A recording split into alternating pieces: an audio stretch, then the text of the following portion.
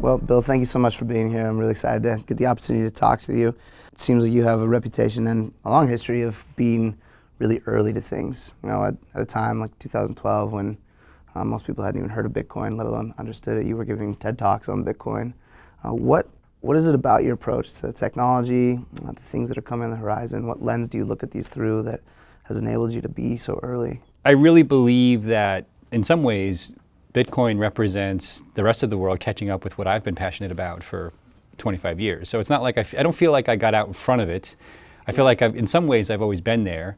The tech evolved, obviously, to solve some certain problems, but also it got to the point where the world was now passionate about this for many different reasons.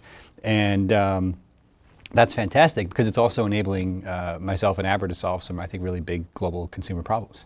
How do you see this playing out in the near future? Yeah, it's a really good question. I think that people will realize that government may have a place in providing basic services, but that place does not include deciding what's hard money.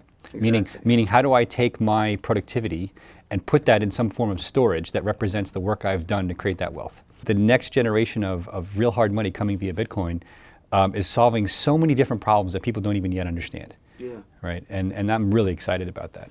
What's your perspective on inflation? Is inflation, a four-letter word, or is it a certain type of inflation that it has these negative impacts? So if you start basically looking at inflation from a hard asset perspective and the deflationary model of the new kind of cryptocurrency world, you start to realize that banking can still work. It doesn't go away. It's just not controlled by central banks anymore.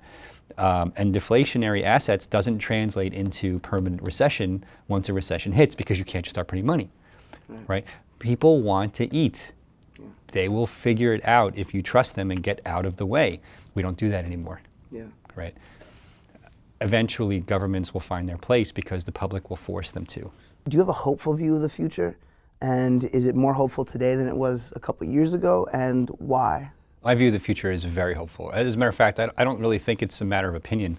If you look at the number of people who have come up out of poverty into a global middle class, the size of the global poor is unbelievably small now. And I also think life expectancy is increasing. And I think that the next piece of that pie is going or the next piece of the puzzle is Africa. I'm super bullish on Africa. I think that Africa is going to leapfrog the Western model for Keynesian economics and use hard assets in the digital realm in a way that we didn't grow up with, just because they're going to leapfrog us in so many ways, just like China leapfrogged, or certain parts of Asia leapfrogged the West as they were coming up out of poverty in many ways. And that's kind of the last bastion of what needs to happen to build this kind of new baseline for what it means to have basic access to opportunity, to food, to water, all the basics. And I think that crypto is going to actually play a significant part in that. And that won't be in the US, that'll be in poor Nigerian pockets or other parts of Africa that have had failing economies for God knows how long. That will make its way back into the West over time, where having a managed economy will simply won't mean that much. What is one very easy to understand principle that you think the average person can apply to Bitcoin as they are analyzing it and judging for themselves whether it has merit, whether it is the future? So you don't have to be a computer scientist. I mean, if you are a computer scientist, you can certainly appreciate the kind of Sistine Chapel of cryptography that Satoshi created to deal with this trust minimization issue. But if you're not, Michelangelo of computer science, you can still appreciate the fact that in this new crypto world, you basically have an instant-on, unstoppable, in the sense of BitTorrent, global network that you can basically share wealth in quasi-real time that never existed before.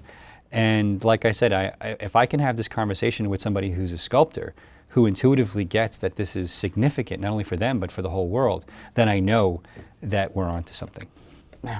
Yeah. It has been such a pleasure to talk to you, man. Seriously, pleasure. It's been such an enlightening conversation. Thank you for your perspective and your answers. Thanks, I enjoyed it. Thank you so much. All right. Bye. Cool.